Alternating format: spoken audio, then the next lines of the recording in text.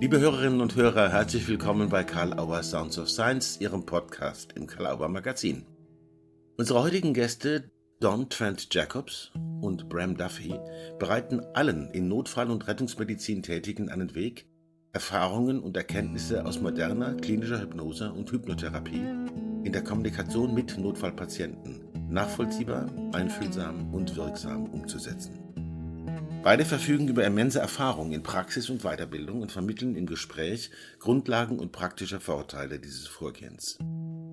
Ihr mit großer Spannung erwartetes Buch Jedes Wort zählt, Kommunikation mit Patienten in der Rettungs- und Notfallmedizin ist soeben im Carl-Auer Verlag in der deutschsprachigen Ausgabe erschienen. Professor Dr. Ernil Hansen hat diese Edition angeregt und sorgfältig begleitet. Viel Spaß im Gespräch mit Trent Jacobs und Bram Duffee.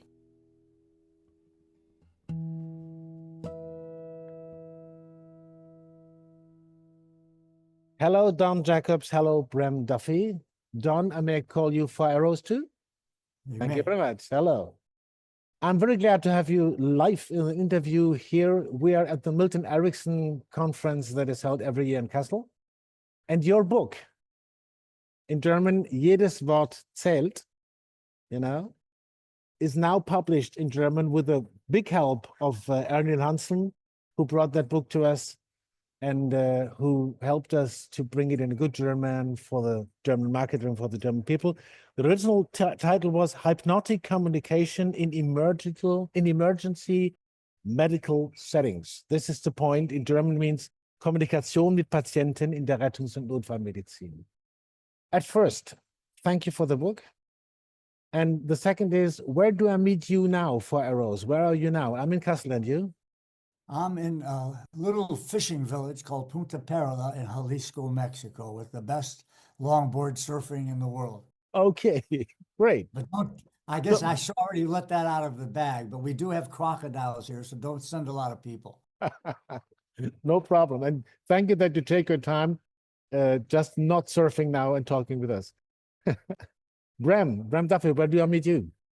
Well, I'm in Houston, Texas, and I just want to clear the air and say that not every American is a Donald Trump supporter. So for those of you, no matter when you're listening to this, I just want, to make sure that we all understand that there are damages in the world that can be done by our leaders, and not all folks, subscribe to those same things.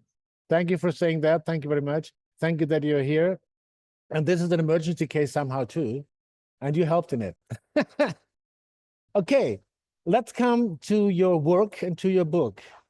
I think the first thing is that you see communication in emergency medical cases seems to be something very, very fundamental. Why is that so fundamental? Before we come to details, Bram, first to you, why is that so fundamental to care about the communication in these cases?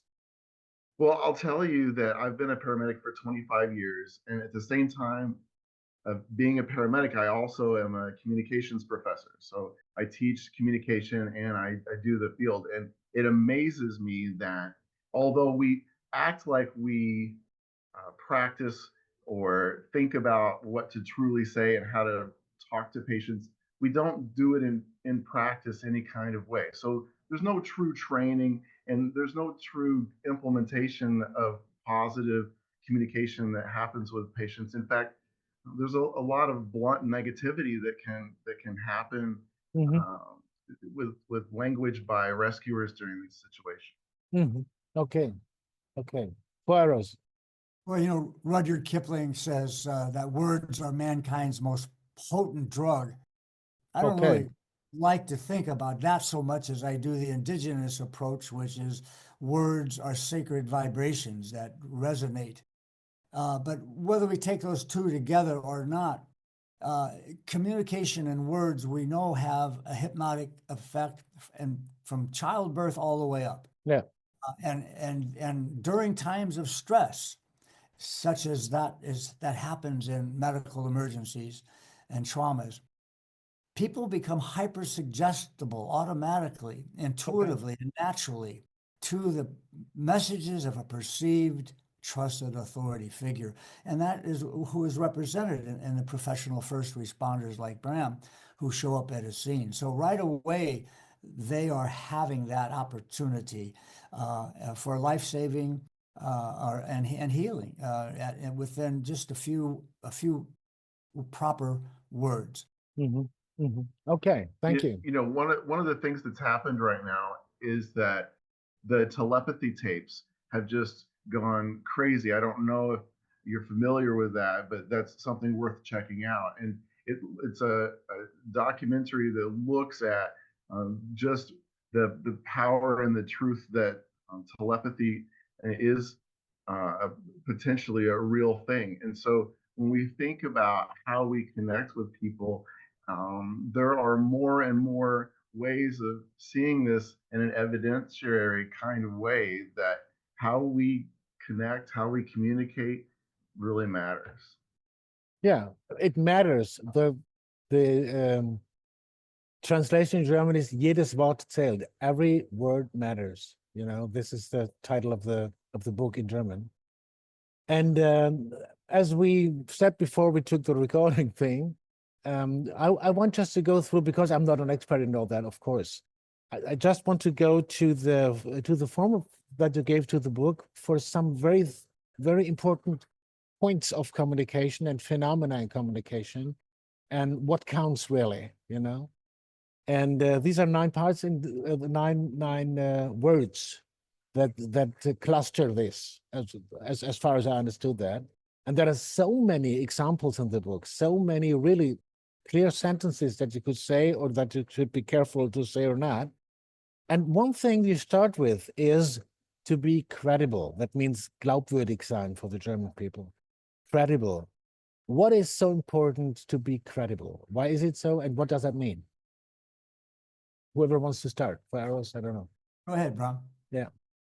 Well, as Four Arrows was talking about, when you go through this extreme event where there's a medical emergency and you have a great deal of fear and you're calling out for help and that rescuer shows up, the person that comes to that rescue is the person that's expected to be credible, right? That this is a person that's wearing a uniform.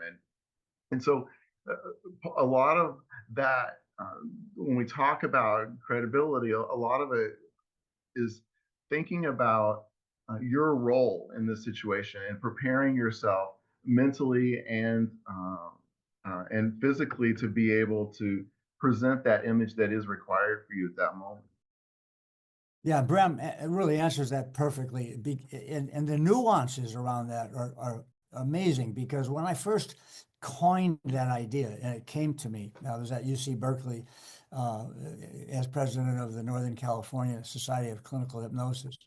And it was the credibility factor that my students often said, well, you know, is this hypnosis for real? That kind of comes into the picture a little bit. I wanted to use a word for that. What Bram says, of course, is the main thing, that you have to have the sense of credibility when you're going to be doing something like this, because you're going to be looked at it. I was called the voodoo doctor when I was doing, you know, CPR on somebody, and when I was fire service. So there was that battle of, well, wait a minute, I want to make this credible to you so you don't see this as some hocus pocus. Also, hypnosis itself got a lot of baggage. You know, Hollywood has bastardized it. You know, all 3 Abrahamic religions speak against trance-based learning as something from the devil. The politicians use it, you know, and by using it, they try to convince us not to use it. So credible has a lot of power for me in this whole situation of the realm of hypnosis, and especially, as Bram says, when it comes to expectations about what a paramedic can do, or a first responder, even who's not professional. And as you say in the chapter, there is also not only the language, but there are signals of the corpus of the body language also, is it? Okay, yeah.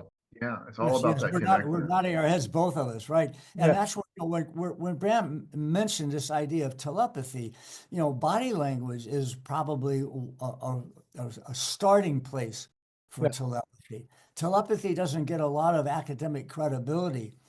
As an indigenous scholar, I was with a shaman in Mexico many years ago, and I write about this in a book called Primal Awareness, a Mhm. true story.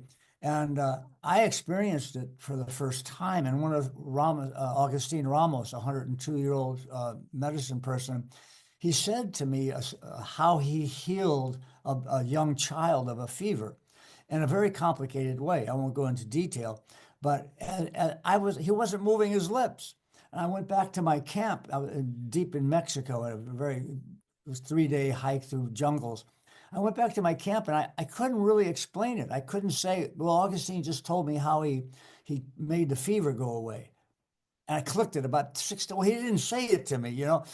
I actually like felt it. Like if you're sitting next to a loved one and you look in the eye and you're saying to yourself, I love you, that kind of telepathically crosses. Well, imagine explaining a more complicated situation. And then to close at the end, I remember him crying. And he cried and he said, we've lost this skill. None of my people do it anymore. And Mhm. we used to do it with ourselves and with the animals. Well, I'm not saying that you should go up telepathically to a patient. What Bram and I are saying about this is that when you get in tune with your, let's call it your spiritual self, your inner self, your highest knowing, then the words that you speak also are accompanied by a persona, a vibrational frequency and energy. Mhm. So you can use the same words and not have that and probably not be as successful. Mhm. And that's when we go through the next words in that mnemonic, Absolutely. Yeah. we can really get to that, down to that. Yes. Mhm. Thank you for that bridge. It was just the bridge I had in mind now when I listened to you. So there are now three things that I want to bring together, and you can separate it as it is important for you. The one is in German, Vertrauen, Beziehung, Erwartung, and in English, confidence, rapport, and expectation. So I think when I remind what you said at the first question, it's clear that it comes to these things. But what does combine these three? You know, what, Why don't you start with confidence, Brim? yeah, Well, I just have so much that I want to say, but part of it is do it. that what happens in healthcare is that we become task oriented, and this task orientation is great because it gets stuff done. We get the IV put in, we get the oxygen put on the patient, we get them put on the backboard, whatever that needs to happen. But in focusing on just the actions of doing, we lose a lot. And I want to make it clear that nothing that Four Arrows and I are proposing has anything to do with changing the way we handle healthcare. We Yes, should yes. we are suggesting that you perform the job just exactly as you were trained, but there does become a time when you stop connecting with people. And so we're saying that folks need that. And they're in a desperate moment. And so for that to happen, you have to be able to look at that person in the eyes and have that genuine connection. Mhm. And there are different ways that we could look at it, as far as levels of depth that connection can have. Because on some levels, you might have a patient who has their cell phone out and they're kind of relying on that for a crutch, or other folks on the other end of the spectrum might be looking at you with desperate need for that. And I've been with lots of dying people who you know that are in need of that. And it's good to be able to have training and have a plan, and know how to best connect with folks most vulnerable in their most vulnerable moments. And um, I know we were moving down the algorithm, but I got lost in my words, so you may have to. Yeah, I think what you started out with saying, Bram, about this being an adjunct to standard medical care. You know, we have that statement several times in our book. You know, that's crucial. We don't want someone just to come up and someone who's bleeding, and all you have to do is put a 4x4 on and put direct pressure on it, and you stop the bleeding. We don't want someone just to walk up there and say, "Stop your bleeding," even though that can work. If, for example, if you have someone that's in a Volkswagen car that's in an accident and there's a young lady driving who's hemorrhaging and the door cannot be opened, a first responder who goes through this list that we're going through can walk up to that person and say, "Listen, the worst is over. Things are being made ready for you at the hospital. However, I can't open this door and it'll be a while before the fire department gets here and you're hemorrhaging. So I just want you to listen to me carefully. When I count to 3, I want you to go ahead and stop your bleeding. 1, 2, 3. Now, if you follow our list that we're going to go through, over 90% of the time, that person can control their own autonomic nervous system via the phenomenon of hypnosis, which they are in automatically. You don't have to induce it. And it's indirect, sort of like Milton's work was. Yes. But so that's how important that this is. So you can rely on some things that are absolutely natural that we are able to do, you know. Sure. I mean, a yogi can go into self-hypnosis and lower their blood pressure. They can their heart rate. You know, we have these functions, right? And during times of stress, again, we are hyper-suggestible to the communication of a perceived trusted authority figure. Keeping in mind, there's also a negative side to that. If you have a paramedic or a medic that comes up, or a first responder that comes up to the scene of a medical crisis, someone's in trauma, let's say it's a multiple fracture of the femur, and that person doesn't have confidence. They don't understand what we're teaching in this book, and they kind of stumble around. And then somebody with a lot of confidence is in the audience, sort of, you know, the people that are coming up to see what happened. And that person says out loud, "Oh my gosh," to his friend, "that person's never going to walk again." That can have more effect on the outcome of that situation, and I've seen it happen. Yeah, and I want to mention that right now that particular dynamic is talked about as a term called nocibic effect. And a nocibic effect is the opposite of a placebo kind of effect. And so if we think about how a placebo effect can work by you give positive reinforcement, positive words of encouragement, and that make that person feel good. Well, that's the placebo side. The opposite side is what Four Arrows is talking about, which is delivering negative messages, is the nocibic form of the communication, and that is what we need to protect our patients from. And that's it's outside influences of communication and negativity that don't have anything to do with the patient probably anyway. But it's also words that we use when we talk to a patient. Like Four Arrows and I talk in the book about how important it is to really think about the words that you use, because even using the word pain, saying, "Are you hurting?" that really ignites the patient to have the intention to assume, "Gosh, I should maybe have pain." So there might not even be pain very present there. So our words are just super powerful, especially in these situations. Absolutely. So this is why I just make a short way to that. This is why the book is really for everybody who works in these emergency cases, not just for, the chief doctors or whatever, for everybody. And it's written that everybody can understand, We have some support from a company that is really for these people. And thank you thank them very much that they helped us to have the book just available with the price for everybody who needs it. And we're sure that the first ones that have it say, you need that. Well, anyway, I just want to go to a place or to a thing. You called it the literal interpretation. As I understood that is that one has to be careful, as you said, Bram, now with words like pain or so. How do the patients understand and how do the patients reprocess what they are said by the emergency helpers? Is it like that? How do you care for that?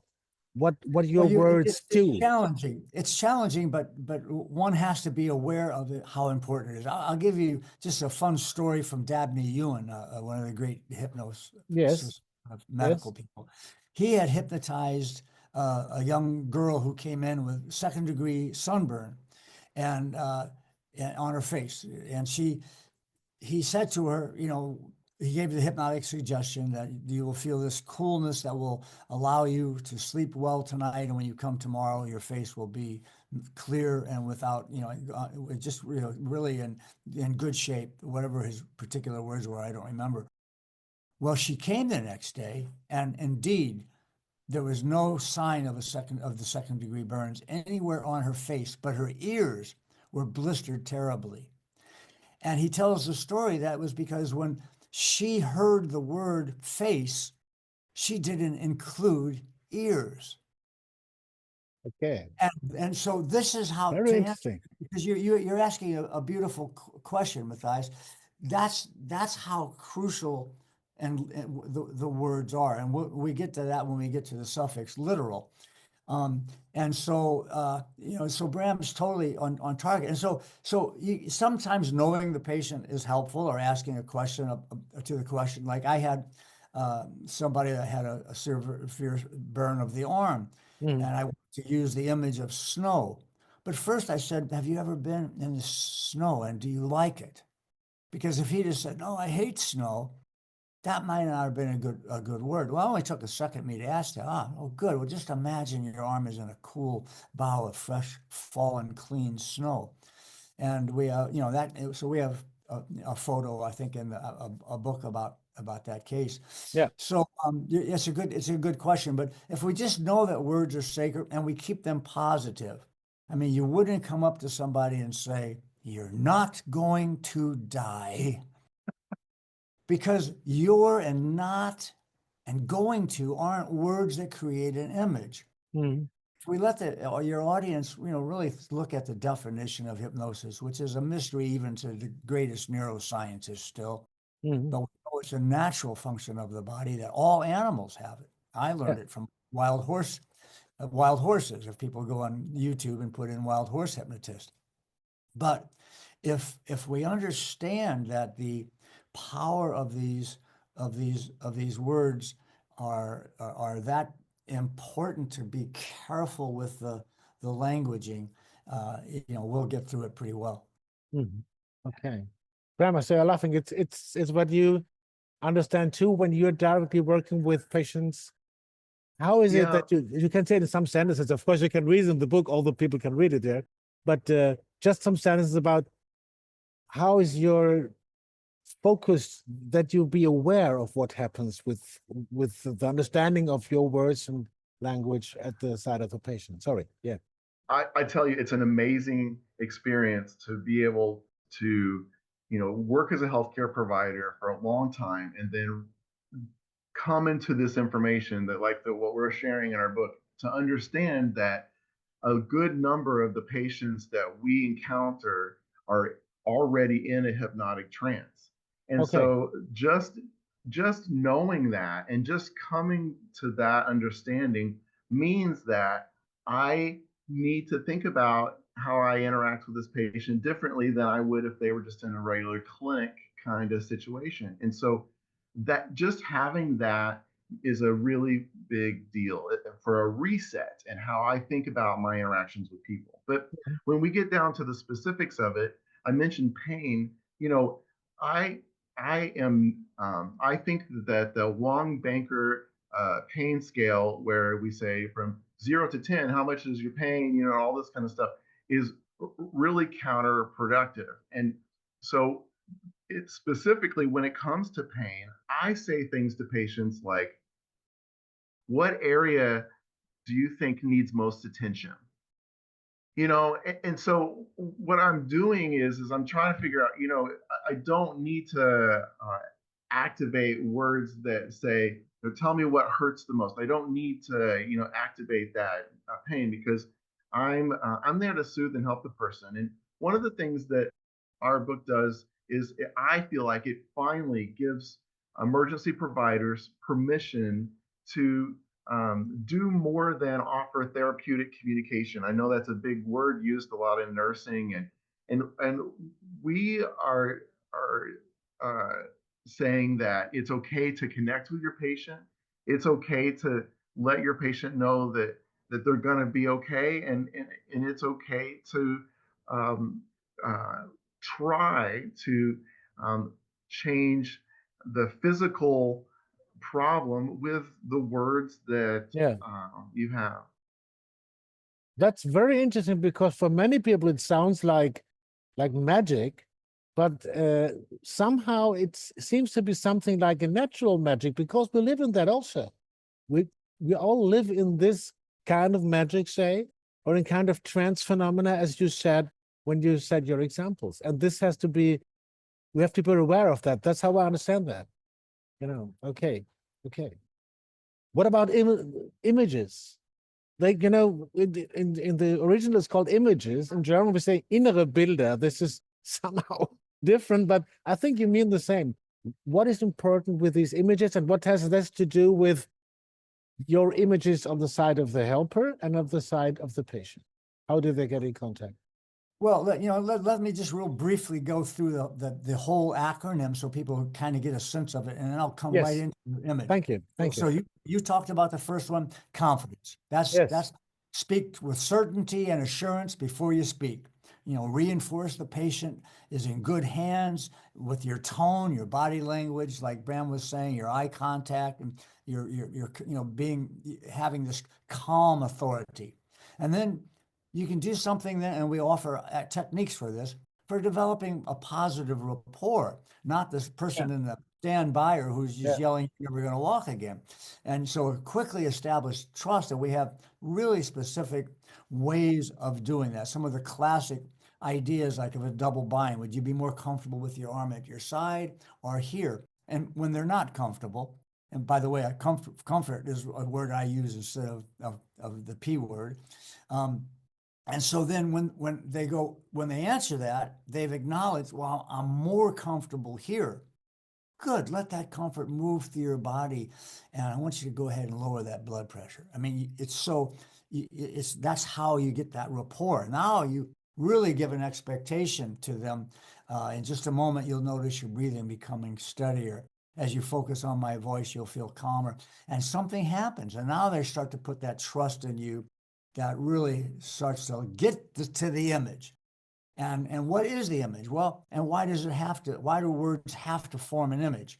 Well, I like a layperson's definition of hypnosis as simply believing in an image deeply when you're in an alternative brainwave frequency other than beta.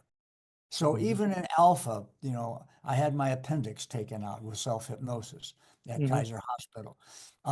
And so if we understand the importance of creating an image, and then that leads to the directive, right?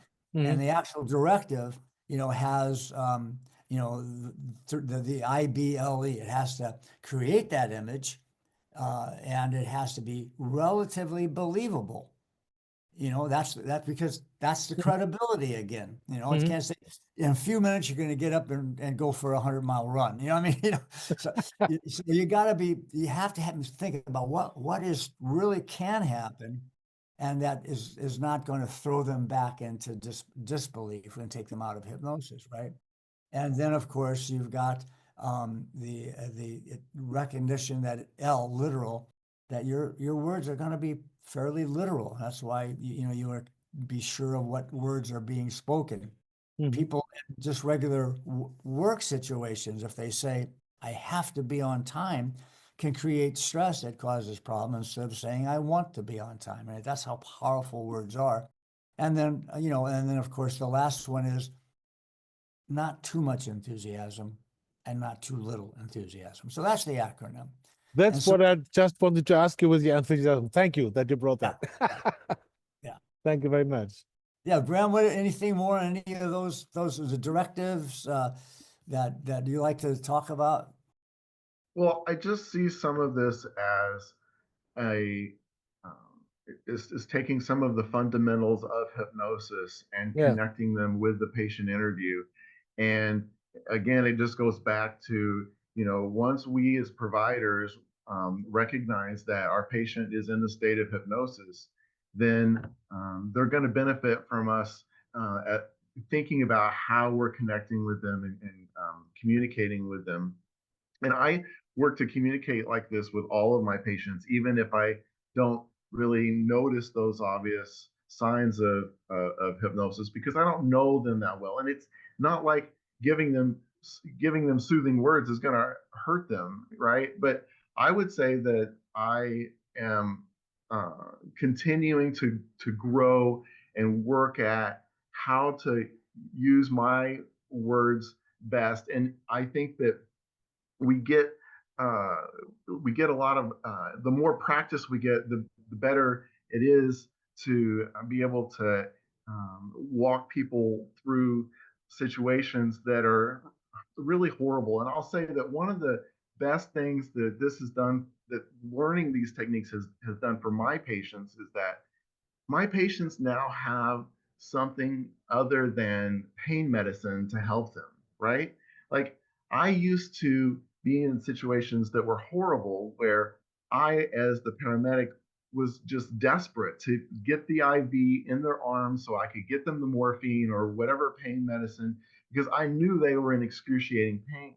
And so, and now that I have this new mindset, I can think about the importance of how I'm communicating with that patient while I'm getting that pain medicine ready. Because the truth is that, I don't know if you've had pain medicine or not before, but if you're in severe pain, that pain medicine is never going to take that pain away.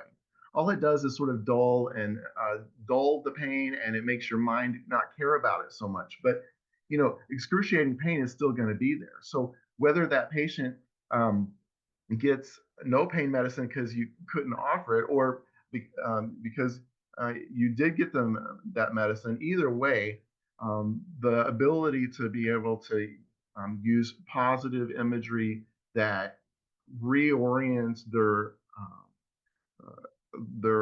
physical orientation towards healing.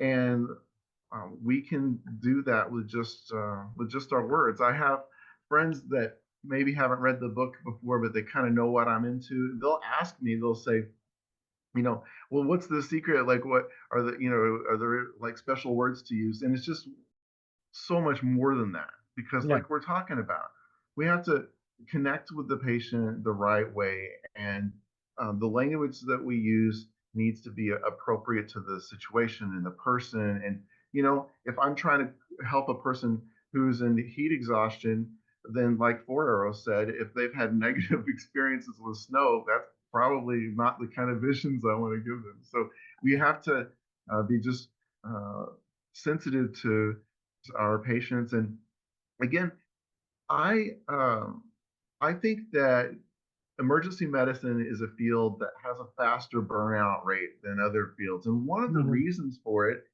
is because there's no advancement, because there's just you and your patient, and so it's not like um, there seems to be a stopgap at some point in learning. And so um, this is a great opportunity for a lot of folks to sort of refresh themselves Yes. and be able to think about how do they talk to their patients, because that is uh, an awesome thing for that other person, not just because we can get positive scores with a survey later, but because we're there for that person and able to impact their life.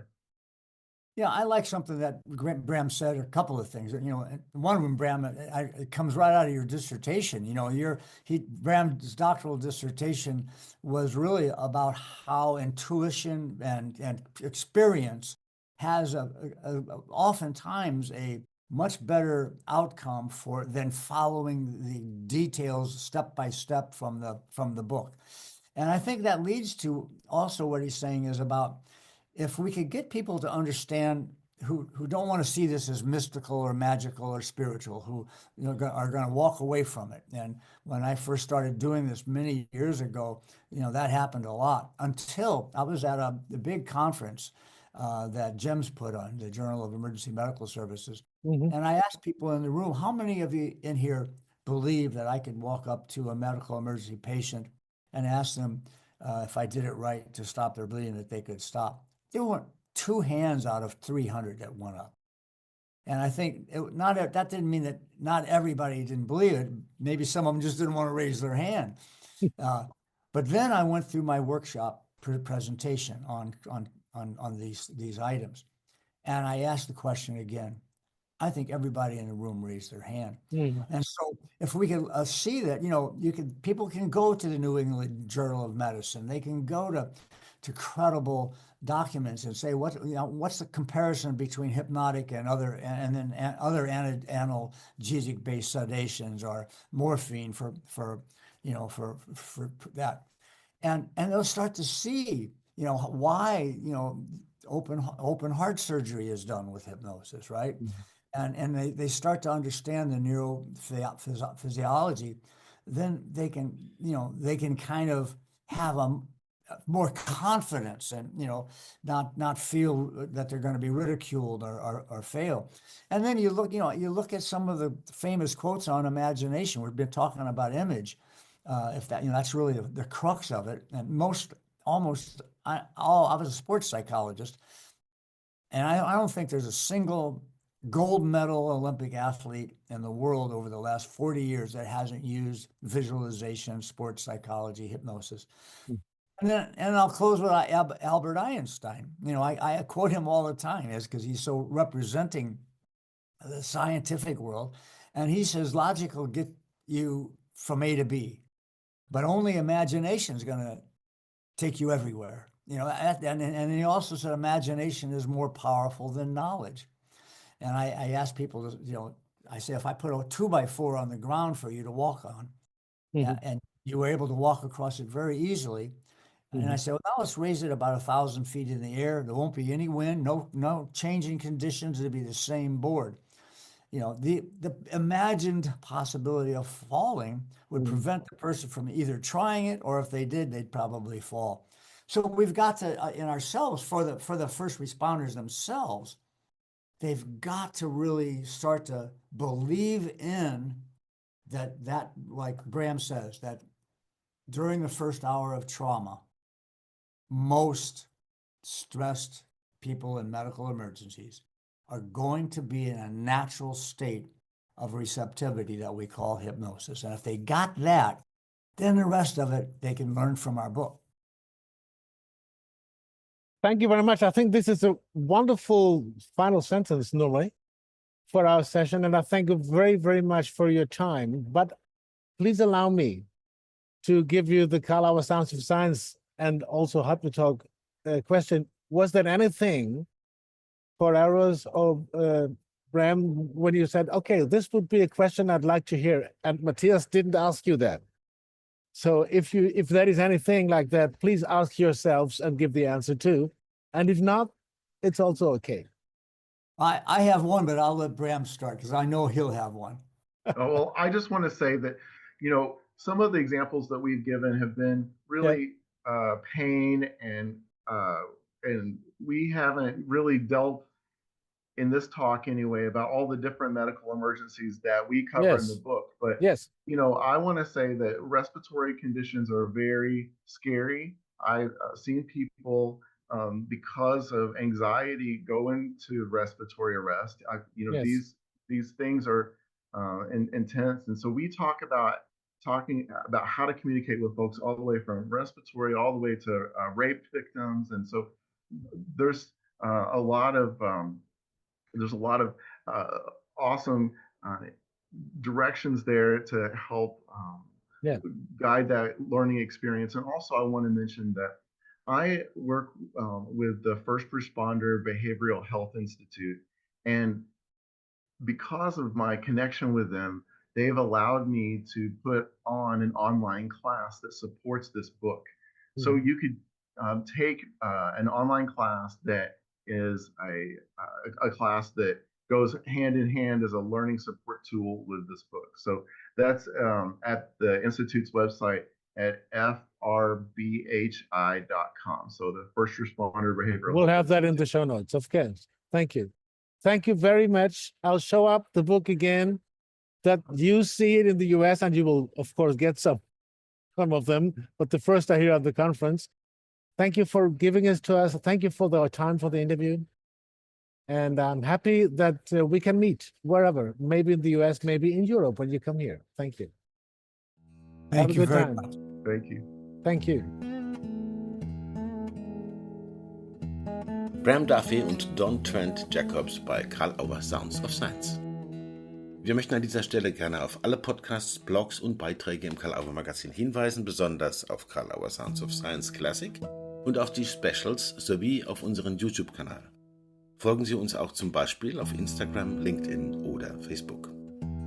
Besuchen Sie unsere gesamte Website carl-auer.de, stöbern im Programm mit den aktuellen Neuerscheinungen, im Magazin und im Veranstaltungskalender. Vielen Dank für die Aufmerksamkeit heute und bis zum nächsten Mal bei Carl-Auer Sounds of Science.